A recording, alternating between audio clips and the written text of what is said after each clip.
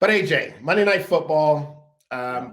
pretty much what we expected from the AFC West, right? A close game, but it wasn't Yep. how it wasn't that way to start. I want to kind of take this in two different parts because I want to talk about the Raiders and the Chiefs, but I want to talk about the game as a whole first. What were your biggest takeaways from that game? Just watching the game on surface level, what were your biggest takeaways? Man, the Chiefs are going to be an impossible team to deal with.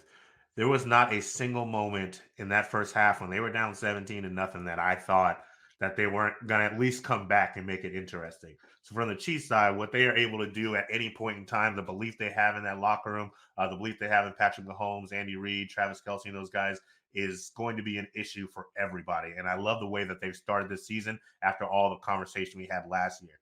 And then on the Raiders side, their record is the lie. This is a much better team than their record start states.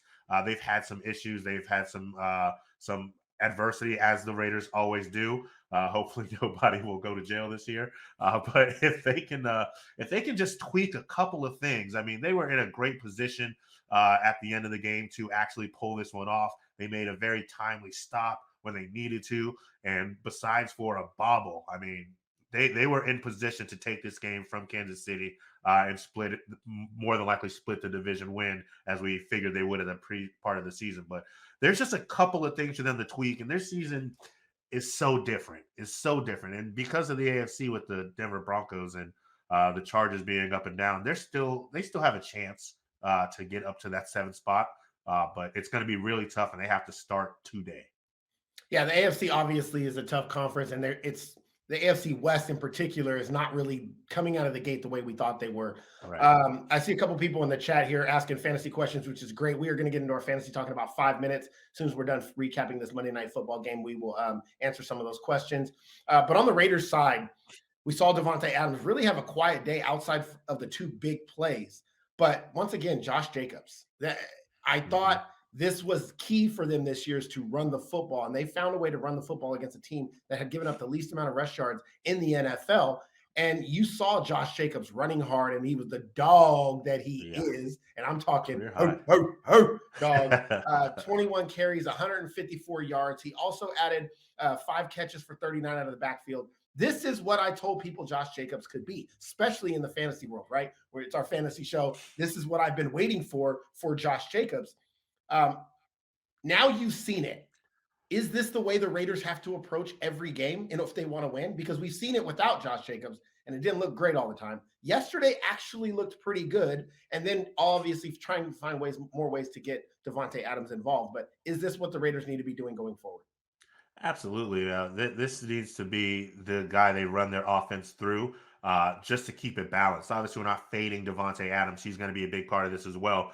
But I mean, if they're going to be doubling Devontae Adams, they're taking a guy out the box, and the way that Josh Jacobs runs, that's going to cause problems. He is a bruiser. He doesn't run away from contact. He's quick enough to get by contact without being touched if he needs. If you can keep these defenses honest, make sure they're battling the run, that gives way for Devontae Adams. That gives way for Hunter Renfro, who will be more involved going forward. He was kind of eased in last week, and that's going to allow this offense to open up and do some of the things they want to do. Josh McDaniels can be creative, but he's always been fighting through the run. You think about what he did for years and years in New England, and he's brought that here with just one guy. He doesn't even really go to those backups as often as he needs to. So going through Josh Jacobs, I'm not saying 157 every single week, but we know he's going to play through injury. We know he's a tough guy. We know he's going to battle week in and week out. And that's a great place to start and to set the tone for the offense that you want to have in this league. On the Chiefs side, I mean, just Patrick Mahomes and Travis Kelce, the connection that they have is uncanny. It's not comparable. It's nothing like I've ever seen. Kelce was double teamed pretty much the entire game, and he still found a way to score four It touchdowns. mattered. I don't understand. I don't understand how you have 7 catches, 25 yards, and 4 touchdowns.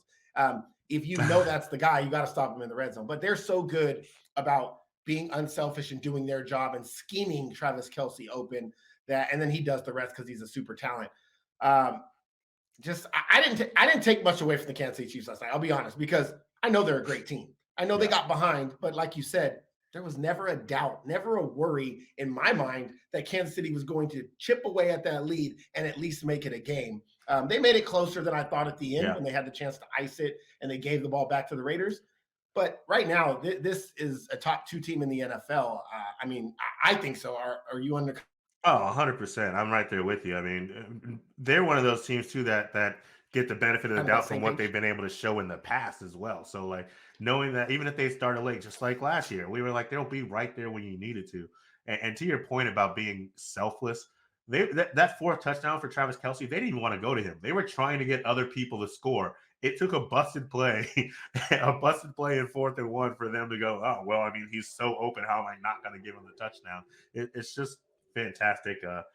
From a fantasy perspective, Kelsey pissed me off though, just enough, just enough for one guy to beat me, and 3 points shy of me beating somebody else. Granted, I played I horrible in told that league, but everybody damn it, preseason. I told everybody preseason he would be the best value in round one because he's a tight end and he is going to outscore every tight end by so much, including yep, Mark Andrews, who's great.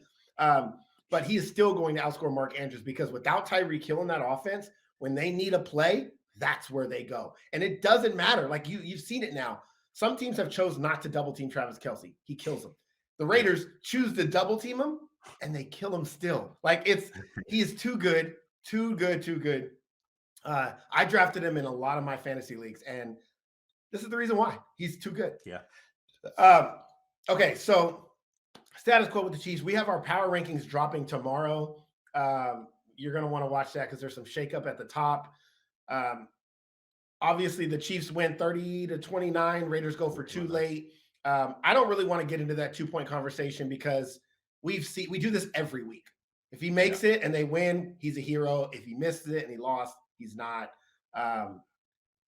You can give me your quick thoughts on if you want. That's where I stand. I don't care. They lost the It, game.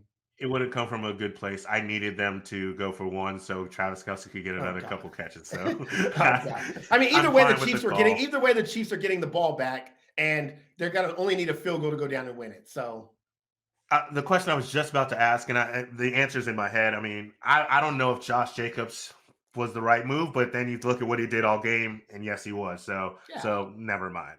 Yeah, I actually liked the play call. He slipped a little bit and he went down earlier than Yeah, he wanted to. Like I think if he could have just held his body up a little bit more, he gets in there. So yeah, it's unfortunate, but I thought it was the right call. I don't have a problem with that move at all. You're playing the Chiefs. You got to play to win, yeah, yeah.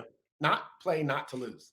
He If was that makes sense. consistent with that the entire game. They went He for it like was. that early in the game, so He did. they knew what they were up against. They played a damn good game. I give it up to Raiders a little bit. They're a good team. They're a good team. They'll get it. Yeah. They'll get it right. I think.